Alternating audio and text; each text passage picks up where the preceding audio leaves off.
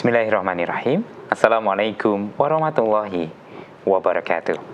Pemirsa MTA TV dimanapun Anda berada, puji syukur Alhamdulillah senantiasa kita panjatkan kehadirat Allah Subhanahu wa Ta'ala atas karunia nikmat dan juga rahmatnya. Di kesempatan sore hari ini kita bisa berjumpa kembali dalam acara Risalah Hadis. Pemirsa dimanapun Anda berada, sore hari ini bagaimana kabar Anda? Semoga senantiasa diberikan kesehatan dan tentunya bisa menggunakan sehat pemberian Allah untuk beribadah dan beraktivitas secara maksimal. Di kesempatan hari ini pemirsa, sore hari Selasa kita akan memperdalam pemahaman kita terkaitan dengan ilmu hadis dan sudah hadir narasumber kita yaitu Ustaz Mas Duki. Kita sapa terlebih dahulu. Assalamualaikum warahmatullahi wabarakatuh. Waalaikumsalam warahmatullahi wabarakatuh. Hari ini kabar bagaimana Ustaz? Alhamdulillah baik, sehat walafiat. Alhamdulillah, semoga senantiasa diberikan kesehatan ya. Amin. Dan tentunya bisa membersamai kita dalam acara Risalah Hadis. Amin. Untuk edisi hari ini kita belajar tentang apa ini Ustaz? Hari ini karena suatu permintaan kita akan ambil tema yaitu tentang kebersihan. Ya, di luar dari ilmu hadis ini ya. Kebersihan baik. Temanya. Baik, kebersihan dari sudut pandang Islam gitu ya Ustaz ya. Dan tentunya di kesempatan sore hari ini para pemirsa pun bisa ikut berinteraksi, bertanya melalui pesan WhatsApp dan SMS di nomor 0811 255 3000. Insyaallah akan kami bacakan di segmen kedua nanti ya. Dan untuk segmen pertama ini kita dengarkan terlebih dahulu nasihat dari Ustadz Mas Duki. Silakan Ustaz. Alhamdulillah. Nahmaduhu wa nasta'inuhu wa nastaghfiruh. Wa na'udzu billahi min syururi anfusina min sayyiati a'malina. May yahdihillahu fala mudilla lahu, may yudlil fala hadiyalah. Asyhadu an la ilaha illallah wa la syarika lah. Asyhadu anna Muhammadan abduhu wa rasuluh. Allahumma salli wa sallim wa barik ala Muhammad wa ala alihi wa sahbihi ajma'in. Kaum muslimin dan muslimat, para pemirsa MTA TV rahimakumullah dan juga para pendengar Radio Persada FM, Radio MTA FM dan radio-radio lain yang ikut menyiarkan saran kami pada sore hari ini rahimakumullah dan Anda berada. Alhamdulillah dengan limpahan rahmat dan nikmat dari Allah Subhanahu wa Ta'ala kita bisa berjumpa lagi dalam acara Risalah Hadis, tapi temanya hari ini adalah kebersihan gitu ya. Jadi kebersihan itu adalah bahasa Indonesia. Bahasa Indonesia. Bahasa Arabnya itu adalah an-nadhafah. Nah, bahasa Arabnya an-nadhafah. An-nadhafah ya. Itu atau kalimat an-nadhafah itu yang artinya kebersihan. Itu tidak disebutkan di dalam Al-Qur'an. Ya. Jadi dari akar kata nadhafah itu tidak ada dalam ayat Al-Qur'an. An-nadhafah tidak disebutkan di dalam Al-Qur'an. Dan saya juga tidak menemukan dalam hadis-hadis Nabi lafaz al-nadhafah itu. Ada ungkapan al-nadhafatu minal iman ya, kebersihan itu bagian dari iman, itu bukan hadis. Itu bukan hadis. Kalau at-tuhuru minal iman itu hadis. Riwayat Muslim itu ya. Dalam bab thaharah. Hadis yang nomor 1 bukan hadis yang pertama itu. Jadi kalau an-nadhafatu minal iman itu bukan hadis. Tapi kalau at-tuhuru minal iman itu hadis riwayat Muslim. Nah, itu. Jadi an-nadhafah atau kebersihan ya. Kebersihan itu bahasa Indonesia, bahasa Arabnya itu an-nadhafah. Nadhafah itu meskipun tidak disebutkan dalam Al-Qur'an atau tidak sebutkan dalam hadis Nabi, tapi an-nadhafah itu sangat penting. Nah, dalilnya apa? Dalilnya itu cukup dengan dalil akli. Ya. Di dalil itu ada dua. Ada dalil nakli ya, nakli gitu. Itu adalah yang berdasarkan dari Al-Quran dan Al-Hadis. Itu namanya dalil nakli. Nakli. Gitu. Yang kedua ada dalil akli. Ya. Itu dalil yang berdasarkan dari akal. Ya. Itu. Jadi kalau kebersihan atau nandhafah itu adalah dengan dalil ngakli, dalil berdasarkan akal. Dan kebersihan ini sangat penting. Tapi kalau ditanya lafaz an-nandhafah ada tidak dalam Al-Quran? Tidak ada. Dalam hadis Nabi saya tidak menemukan seperti itu. Nah, dalilnya apa? Dalilnya dalil akli, berdasarkan akal. Ya. Kebersihan ini sangat penting, ya, dan merupakan hal yang pokok untuk menjaga kesehatan, ya, menjauhkan diri dari penyakit, dan untuk menjaga lingkungan supaya sedap dipandang, supaya nyaman dan sebagainya. Dalam menjaga kebersihan itu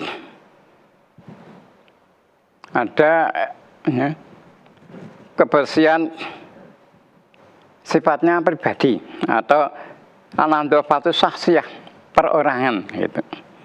Ya, contohnya mencuci tangan, ya, tangan kita misalkan kotor kita cuci tangan, ya. Apalagi sekarang model sabun pakai sabun, ya, supaya bersih. Ya. Cuci tangan itu yang sifatnya pribadi, perorangan, membersihkan mulut dengan berkumur atau sikat gigi, nah seperti itu.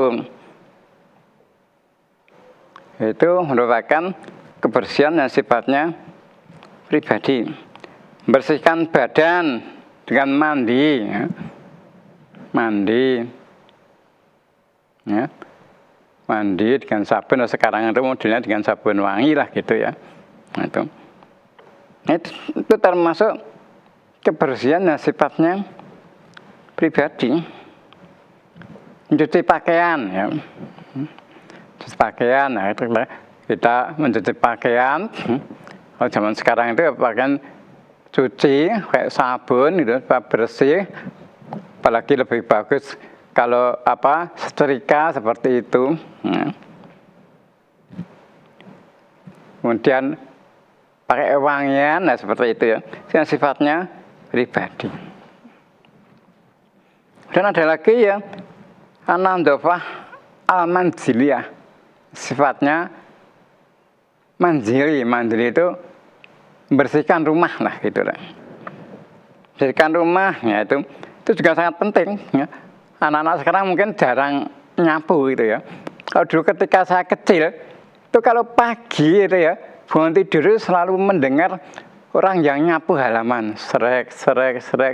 Sekarang saya jarang mendengar hal itu. Nah itu, dulu ketika kecil ke pagi saya bangun tidur itu, ya, belum saya bangun, ya, artinya sudah bangun, sudah mendengar. Nah itu orang sudah menyapu halaman. Dulu ketika saya kecil, ya, saya di Solo dulu, gitu, ya, saya lahir di Solo.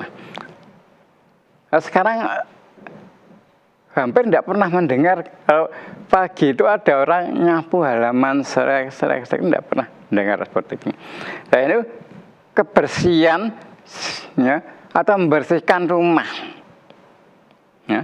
Rumah itu, ya, bisa bersihkan tempat tidur, ya. Tempat tidur kita kalau setelah kita bangun tidur, kita bersihkan, ya, bantalnya tumpuk yang rapi, selimutnya dilempit seperti itu, ya. Itu membersihkan tempat tidur. Kalau sebelum tidur, ya, dikeluti lah, itu bersihkan seperti itu. Nah, itu contohnya seperti membersihkan tempat tidur, membersihkan meja belajar, ya. Meja yang biasa, misalkan kita biasa duduk di situ, ya, kita nulis atau apa gitu, ya. Itu contohnya supaya terlihat terlalu bersih bagaimana? Ya kita sediakan misalkan pakai itu ya kotak kardus snack itu loh, biasa untuk snack itu kita sediakan di situ. Kalau kita misalkan minum obat, ada bungkusnya obat itu kita masukkan di situ dulu. Ada kotoran apa, kita masukkan di situ. Ada misalnya bekas tisu, kita masukkan di situ sehingga terlihat rapi. Nah, nanti kemudian dari kardus kotak ini, kotak snack yang kecil ini, nanti kita buang ke tempat sampah, keranjang sampah lah gitu ya. Sebelum keranjang sampah ya, itu ya dari kotak kecil tadi, buang sampah dari keranjang sampah. Kemudian kalau zaman sekarang ya, ada yang dibuang ke tempat sampah, ada yang punya kebun tempat sampah itu, kemudian ada juga yang diangkut, dikumpulkan, diangkut mobil seperti itu ya, itu membersihkan sampah dari sifatnya dari rumah itu, membersihkan meja belajar, membersihkan meja makan itu ya. Setelah pakai makan kan itu ada bekas-bekasnya, harus bersihkan dengan sebet ya. Sebet itu tidak langsung buang, sebet itu nanti dicuci lagi, nanti dipakai lagi gitu sebet. Ya ketika kita ke tempat meja makan itu dalam keadaan bersih. Begitulah seperti warung-warung makan dan sebagainya itu ya. Warung makan selalu terlihat selalu bersih, apalagi di musim hujan ya, terus sregep membersihkan tuh meja makan jadi setiap ada pelanggan datang untuk makan ya kan terasa nyaman ya, bersihkan bekasnya itu. Zaman sekarang mungkin ada pakai pewangi itu lah, seperti itu. Nah itu diantara seperti itu, bersihkan meja makan dan menyapu ruangan ya, ruang tempat tidur, ruang tempat tamu, termasuk dapur dan sebagainya itu. Membersihkan yang sifatnya mandiliah ya itu. Kemudian menyapu halaman ya, halaman kita ya. Mungkin anak sekarang jarang menyapu ya, ruangan, nyapu halaman, yang menyapu orang tuanya gitu ya. Nah gitu. Kalau anak dulu ya, bangun tidur pagi itu membersihkan, ada yang nyapu, dan kalau punya sepeda dan sepeda ontel itu dilapi yang bersih ya, seperti itu. Nah itu. Jadi termasuk itu jaga kebersihan. Ya. Itu sangat penting jaga kebersihan itu. Ya. Nyapu halaman, kemudian nyapu juga jalan yang ada di depan kita ya. Depan kita kadang ada jalan, gang, kampung dan sebagainya itu ya, depannya kita sapu bersih ya, terlihat indah itu. Nah, seperti itu. Kemudian juga membuang sampah pada tempatnya. Kadang orang itu misalkan makan kacang ya gitu. Kadang orang itu malas membuang kulitnya ke tempat sampah.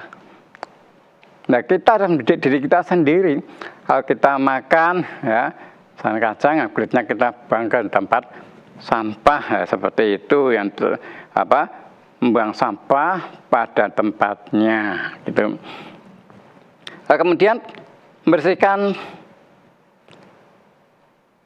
yang ketiga, membersihkan tempat umum ya. Tempat umum misalkan bersihkan masjid lah gitu. Masjid yang dipakai untuk umum. Bersihkan masjid ya.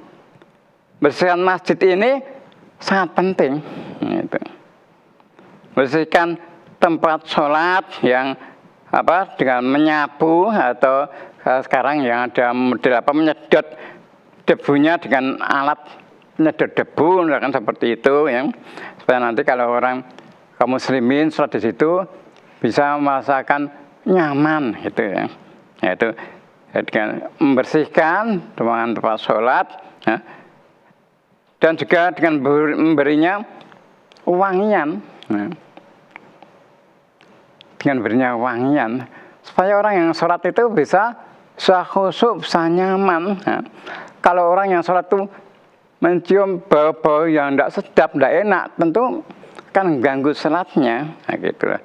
Maka kita membersihkan tempat sholat, hamparannya, tikarnya seperti itu ya. Nah, itu termasuk hal yang penting gitu, supaya kaum muslimin yang sholat di situ bisa nyaman gitu, memberinya wangian supaya kaum muslimin sholat bisa khusyuk dan tidak terganggu dengan bau-bau yang tidak sedap dan tidak enak. Kemudian juga membersihkan tempat-tempat wudhu, nah, itu juga penting ya. Bersihkan tempat-tempat wudhu, kemudian itu menyikatnya supaya tidak licin. Jangan sampai ada dan kaum muslim yang jatuh terpleset di tempat wudhu, ini jangan sampai. Maka itu harus dibersihkan tempat wudhu ya, itu supaya tidak ada dan kaum muslimin yang jatuh terpleset di tempat wudhu itu. Juga penting juga membersihkan toiletnya. Ya, kalau orang yang datang ke situ ya, kaum muslimin datang ke situ untuk ke toilet itu juga terlihat enak, nyaman gitu ya. Dan berinya kalau zaman sekarang dengan kapur barus itu ya, itu. Dan supaya penting juga itu menyediakan airnya itu dengan cukup, menyediakan airnya yang cukup. Nah, itu. Dan ini sangat penting menyediakan airnya yang cukup, di toilet airnya juga cukup, tempat wudhu airnya juga cukup seperti itu. Sehingga kaum muslimin yang ke toilet, kemudian berwudhu, kemudian sholat itu bisa merasakan aman, nyaman gitu, bisa khusyuk gitu ya. Nah, itu kalau zaman sekarang ini ya, tempat-tempat seperti tempat umum, entah itu di terminal atau di perkantoran atau di mana tempat-tempat itu, kalau sekarang itu sudah ada misalkan orang-orang yang tukang bersihkan atau cleaning service-nya seperti itu. Jalan-jalan umum juga ada orang-orang yang membersihkan, yang nyapu jalan. Nah, itu kebersihan itu ya. Cukup dengan dalil akli. Kalau semuanya itu bersih, yaitu meja yang kita pakai juga bersih ya, ruangan yang kita pakai juga bersih, orang mau duduk di situ juga bersih, mau menerima tamu juga bersih. Ini kan terlihat nyaman, enak seperti itu. Nah, itulah. Maka kebersihan itu sangat penting. Ya. Maka kebersihan itu bahasa Indonesia, bahasa Arabnya an-nadhafah, yaitu an-nadhafah itu. Dalilnya apa? Dalilnya cukup dengan dalil akal, dalil akli gitu ya. Jadi dalil ada dua, ada dalil akli yang berdasarkan dari Al-Quran dan Al-Hadis gitu. Dan ada dalil akli yang berdasarkan dengan akal.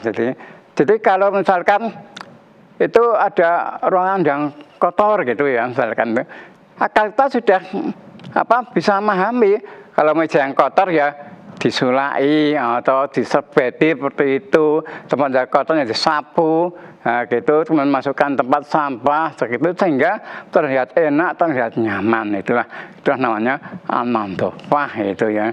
Itu. Dan yang paling penting ya, bersih itu ya. Kalau tadi itu bersih secara zahiriyah, nah Islam itu menuntunkan bersih secara batiniah dan bersih secara zahiriyah. Nah gitu. Kalau bersih secara zahiriyah tadi dasarnya adalah dalil akli. Kalau bersih secara batiniah dasarnya dari nakli gitu ya. Misalkan membersihkan dari sifat-sifat kemusyrikan, nah itu membersihkan dari najis, nah itu ada dalam dalil nakli ya, gitulah.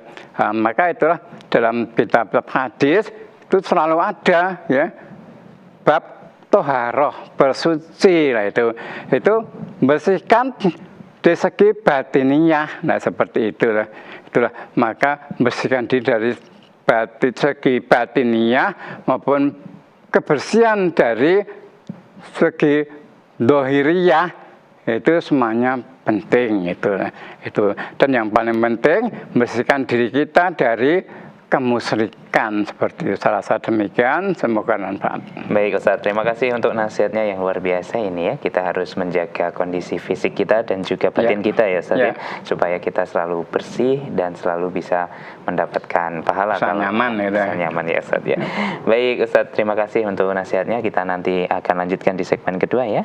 Dan para pemirsa dimanapun Anda berada, untuk Anda yang ingin bertanya, kami persilahkan melalui pesan WhatsApp dan SMS di nomor 0811 255 3000. Kita akan kembali selepas jeda pariwara berikut ini. Baik saudaraku pemirsa MTA TV dimanapun Anda berada, terima kasih Anda masih bersama kami dalam acara Risalah Hadis. Di edisi hari ini masih bersama pula dengan Ustadz Mas Duki ya. Dan para pemirsa yang ingin bertanya, silakan bisa mengirimkan melalui pesan WhatsApp dan SMS di nomor 0811 255 3000. Baik Ustadz, ada beberapa pertanyaan yang sudah masuk ya. Kita bacakan satu persatu. Yang pertama Ustadz, pertanyaannya, Ustadz, semisal ada yang tidak menjaga kebersihan dengan membuang sampah rumah tangga ke sungai, sehingga sungai menjadi kotor, apakah yang demikian mendapatkan dosa juga, Ustadz? Nah, sungai itu kan istilahnya termasuk untuk kepentingan umum ya gitu ya. Nah, orang yang buang tadi ya mungkin tidak tahu. Maka kalau yang zaman sekarang, kalau itu dilarang, banyak itu diberikan tulisan ya, dilarang buang sampah di sungai ini ya. Kalau sudah dikasih tulisan gitu, ada orang yang melanggar ya, dia terus melanggar larangan itu dan dia berdosa gitu. Karena dengan sampah itu kan bisa mengganggu kebersihan air gitu ya, dan juga bisa menyebabkan banjir. Nah gitu. Nah sungai-sungai yang atau selokan-selokan itu harus bersihkan ya, supaya tidak menyebabkan banjir. Kalau hujan ya itu ada sawah-sawahnya akan menyebabkan banjir, nah itu mengganggu lingkungan. Maka kalau itu sungai-sungai itu yang tidak boleh dibuang sampah di situ, kalau zaman sekarang modelnya sudah diberi tulisan ya, tidak boleh buang sampah di sini, sehingga orang-orang tahu kalau ada diberikan tulisan gitu, ada orang buang sampah di situ, yaitu terus melanggar aturan itu dan berdosa seperti itu. Nah, tapi kalau tidak diberikan tulisan, mungkin banyak orang yang tidak tahu, banyak itu tidak tahu, gitu, tidak tahu, ya buangnya di sungai gitu. Nah, buang sampah itu tidak di sungai, tempat buang sampah itu yang biasanya ada. Nah, zaman dulu, zaman sekarang masih begitu tidak. Itu bukan di sungai, tapi di pinggiran sungai itu loh. Nah, ada banyak tempat-tempat pembuangan sampah itu di pinggiran sungai. Nah itu pinggiran sungai itu pembuangan sampah akhirnya nanti lama-lama jadi tanah ya. Jadi tanah kemudian bisa bisa didirikan bangunan ya, seperti itu. Tapi bukan di sungainya itu. Sekarang juga saya melihat tempat pembuangan sampah itu tempatnya di pinggiran sungai, bukan di sungainya gitu. Kalau itu memang sudah sediakan untuk pembuangan sampah untuk umum di situ, ya orang tidak salah membuang sampah di pinggiran sungai tadi, karena masih disediakan itu tempatnya membuang sampah di sini, kan seperti itu. Kalau di kota-kota, sekarang modelnya kan di kota-kota itu dari keranjang sampah, kemudian ada diangkut, kemudian dibuang lagi di tempat yang tertentu, nah gitu. Akhirnya diangkut truk gitu, dibuang ke tempat pembuangan sampah ya, seperti itu ya, tempat akhir pembuangan sampah seperti itu. Nah, jadi kalau memang itu di sungai itu dilarang orang buang sampah di itu, lah baiknya ditulisi tadi, tulisi supaya orang itu tahu gitu ya. Itu. Jadi kalau itu sudah ditulisi orang buang sampah di situ, itu larangan seperti itu, melanggar itu ya berdosa, karena itu termasuk mengganggu ya kepentingan umum. Nah, itu orang itu dilarang buang sampah di sungai itu supaya airnya tidak tercemar gitu, sehingga air sungai itu bisa bersih gitu ya. Air sungai bisa bersih. Nah, kalau tercemar, nah itu akan merugikan secara umum juga. Nah itu ada sungainya itu tercemar, entah temar karena sampah atau mungkin di pabrik-pabrik yang penuh dengan warna-warna itu ya gitu, sehingga airnya tidak lagi terlihat putih ya, terlihat merah ya, berwarna biru dan bagian seperti itu. Nah, seperti itu juga termasuk mengganggu lingkungan. Maka untuk menjaga lingkungan itu, menjaga kebersihan lingkungan, ya jangan membuang sampah di sungai, tapi buanglah sampah pada tempat yang sudah disediakan. Nah, kalau di kota-kota tadi ya dari keranjang sampah kan diangkut ya oleh mobil gitu, akhirnya diangkut dibuang ke tempat pembuangan sampah yang terakhir seperti itu. Dan ini sampah-sampah ini lama kelamaan juga akan menjadi tanah. Kalau orang-orang yang punya kebun, punya lahan ya di belakang misalkan itu, dulu banyak kan orang ya dikumpulkan itu dibakar sehingga itu habis sampahnya seperti itu. Saya rasa seperti itu yang baik. Ya, baik Ustadz. Masih di pesan WhatsApp ya, ada pertanyaan dari Ibu Suwati. Ustadz, apakah ada hadisnya barang siapa mengerjakan sholat duha 4 rakaat di awal, maka Allah mencukupkan rezekinya di akhir siang? Jadi kalau istilahnya hanya kan bahasa Indonesia ya. Kalau hadis itu kan ada yang hadis itu kan bahasa Arab. Nah itu. Hadisnya itu tentang begini ya. Dalam riwayat Tirmidzi ya, juz 1 halaman 296 nomor 473 itu disebutkan gini. Hadasana Abu Ja'far As-Simnani, hadasana Abu Mushir, hadasana Ismail ibnu Ayas ngan Bakhir ibnu Sa'ad ngan Jabir ibnu Ma'dan ngan Jubair ibnu Nufair ngan Nabi Darda au Abi Dharin ngan Rasulullah SAW ngan Ilahi Azza wa Jalla anhu qala ibnu Adam irka'li min awalin nahar al-ba'arokaatin akfika akhirahu. Nah itu ya. Tirmidzi di 1 halaman 296 nomor 473. Abu Isa Imam Tirmidzi itu nama kunyanya Abu Isa itu mengatakan hadza hadisun hasanun gharibun. Ini adalah hadis hasan gharib. Ya, artinya telah menceritakan kepada kami Abu Ja'far As-Simnani, telah menceritakan kepada kami Abu Mushir, telah menceritakan kepada kami Ismail bin Ayas, dari Bakhir bin Sa'ad, dari Khalid bin Ma'dan, dari Jubair bin Nufair, dari Abu Darda atau Abu Dhar, dari Rasulullah SAW, dari Allah Azza wa Jalla, bahwasanya dia berfirman, wahai anak Adam, rukuklah kamu kepadaku di permulaan siang 4 rakaat. Saya aku mencukupimu. Nah itu ya hadisnya gitu. Untuk ini bisa berarti memenuhi kebutuhanmu di akhir siang. Nah itu. Jadi bahasa Arabnya ini termasuk hadis qudsi ini ya. Hadis qudsi itu firman Allah ya. Redaksinya dari Rasulullah SAW. Nah itu kan sebutkan ya. Kan Abi Darda Abi Dharin, dari Abu Darda atau Abu Dhar, ini sahabat Nabi SAW. Ngan Rasulullah SAW, dari Rasulullah SAW. Ngan Ilahi Azza wa Jalla, dari Allah Azza wa Jalla. Anahu qala, bahasanya Allah berfirman. Nah ini katakan Allah berfirman ini hadis qudsi namanya itu. Ibna Adam, wahai anak Adam. Nah itu. Irka'li maksudnya rukuklah untukku, maksudnya salatlah untukku, ya itu. Irka'li min awalin nahar,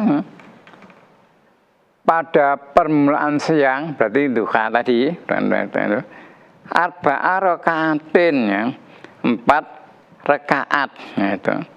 Akfika akhirahu, nah bahasa Arabnya itu akfika, niscaya aku mencukupimu akhirahu, pada akhirnya, pada akhir siang seperti itu hadisnya ya.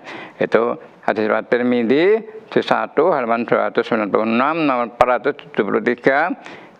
Derajatnya hadis itu hadis hasan sahih gharib. Nah itu ya. Dan itu termasuk apa? Hadis qudsi, karena di situ ada Allah SWT berfirman atau Allah Azza wa Jalla berfirman. Itu namanya hadis qudsi. Nah, tentang apa? Salat duha. Ini memang ada beberapa hadis tentang salat duha itu ya. Nah, tentang salat duha itu ada beberapa hadis. Kalau Rasulullah misalnya kalau salat duha itu 4 rakaat. Kadang beliau menambah itu.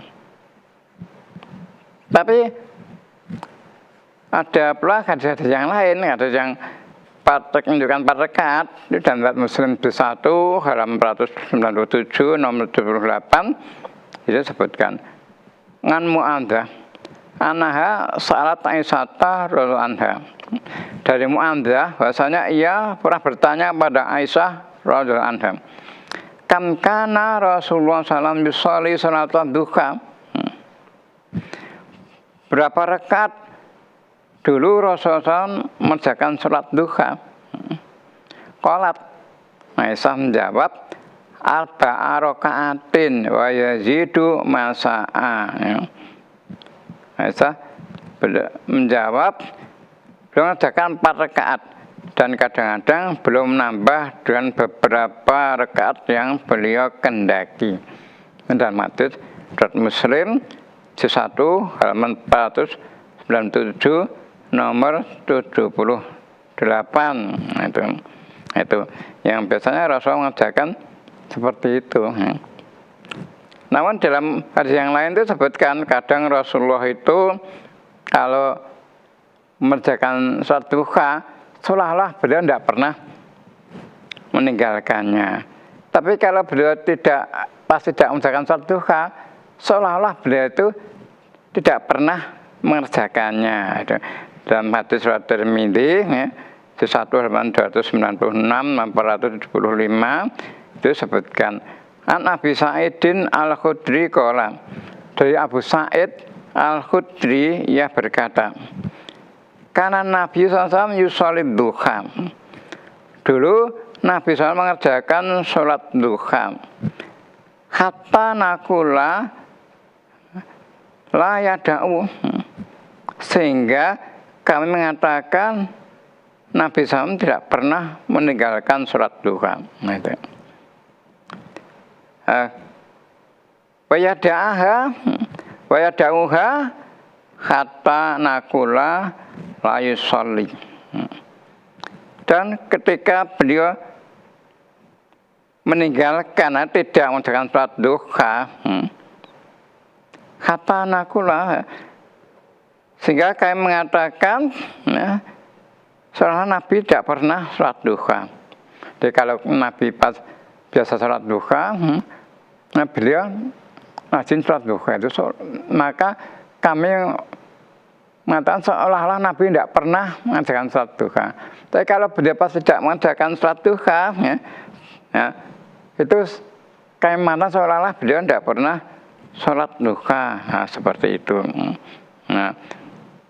Dalam dulu kalau yang biasa kalau beliau datang dari pergian ya, atau dari musafir, itu dulu itu kalau orang musafir kalau pulang ke rumah itu pada waktu duha.